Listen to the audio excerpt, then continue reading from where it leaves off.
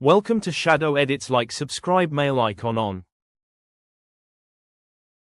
வருது Tales of Demons and God episode 31. இந்த எபிசோட்ல நம்ம என்ன பார்க்க போறோம் அப்படின்னு பாத்தீங்கன்னா, நம்ம ஹீரோ நோக்கி தான் அந்த பெரிய மாஸ்டர் வருது. அதுக்கிட்ட இருந்து நம்ம ஹீரோ எப்படி தப்பிக்க போறா அப்படின்றது தான் இந்த எபிசோட்ல பார்க்க போறோம். வாங்க எபிசோடுக்குள்ள போகலாம்.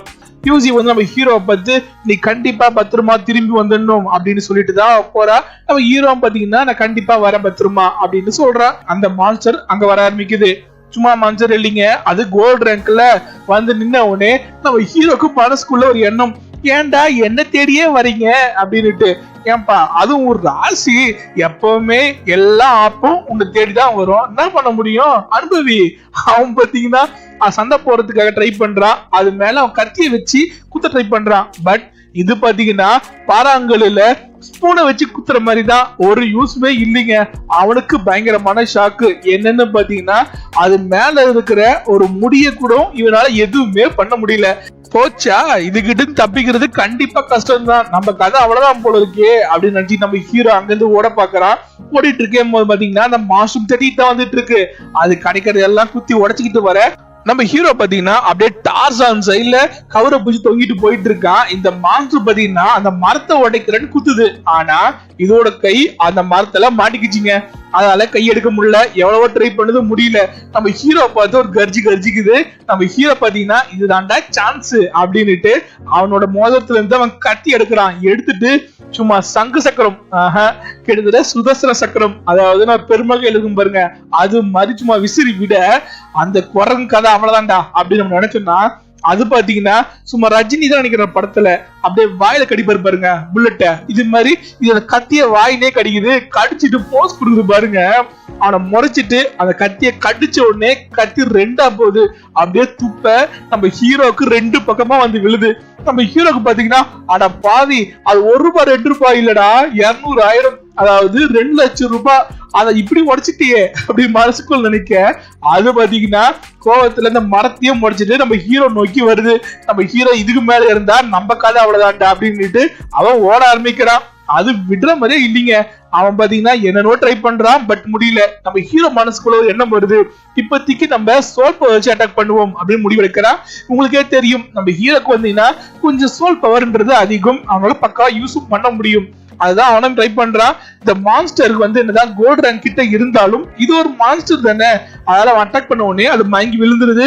நம்ம ஹீரோ பாத்தீங்கன்னா இதாண்டாப்பா சான்ஸ் அப்படின்னுட்டு அங்கிருந்து பயங்கர ஸ்பீட்ல ஓடுறான். ஆனா அது பாத்தீங்கன்னா சீக்கிரமாவே தெரிஞ்சிருச்சு, ஏன்னா அது ரேங்க் அதிகம்ல. நம்ம ஹீரோ ஓடத பாத்துடுச்சு.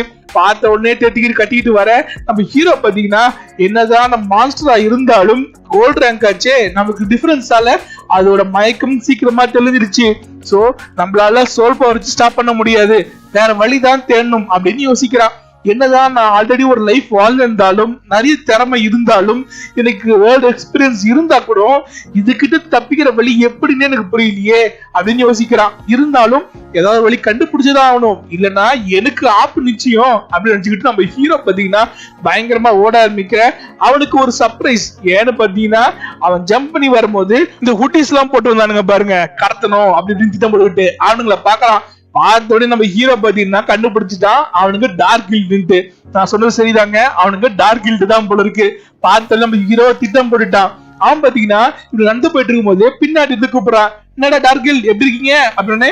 டேய் உனக்கு நக்கல் தான், நாங்க டார்க் கில்ட் தெரிஞ்சதுக்கு அப்புறம் கூட ஸ்ட்ரைட்டா வந்து என்கிட்ட பேசுறியா அப்படின்னு சொன்ன உடனே, சரி சரி நான் ஃபர்ஸ்ட் டைம் உங்களை பாத்துருக்கேன்ல, உங்களுக்கு ஏதாவது ஒரு கிஃப்ட் கொடுக்கணும்ல, நான் கொடுக்குறேன் அப்படின்றாங்க. டேய் முதல்ல பிடிக்கிட்டு அவனை அப்படின்னு நினைப்புறாங்க.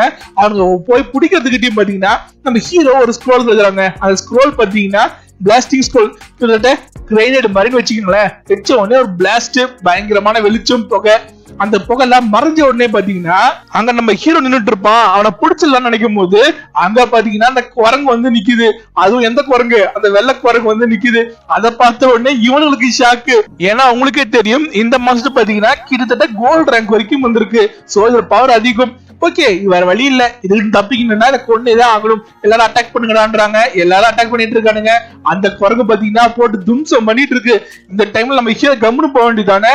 அதுக்கு பேக் சைடுல இருந்து குரல் கொடுக்குறான். என்னன்னு பாத்தீங்கன்னா, என்னப்பா டார்கில்டு, நான் கொடுத்த கிஃப்ட் நல்லா இருக்கா இப்படி சொல்லி அவனுங்களை வெறுப்பேத்த அவன் கேப்டன் வந்து எடுத்துருப்பான் பாருங்க. அவனுக்கு பயங்கரமான கோபம். இவனுக்கு சும்மா விடக்கூடாதுடா அப்படின்னு நினைக்க அவன் பாத்தீங்கன்னா, சரி சரி நான் யாரும் தெரியலன்னு தேட வேண்டியதில்ல, நானே பேரை சொல்றேன், இவன் பேர் என்னன்னா சென்யூ அப்படின்ட்டு அங்க இருந்து ஓடிடுறான். சென்யூவா, நான் பாத்துக்கிறேன்டா உன்னை, நீ பண்ற வேலைக்கு கண்டிப்பா பெரிய ஃபேமிலியா இருப்ப, நீ மாட்டாமா போயிட போற அப்படின்னு சொல்றான். நம்ம ஹீரோட வேலை பாத்தீங்களா, அந்த குரங்கு கிட்ட இவங்களை மாட்டியும் விட்டுட்டான், பத்தாவதுக்கு இவனுங்கிட்ட சென்யூ பேரை கோட்டும் விட்டுட்டான்.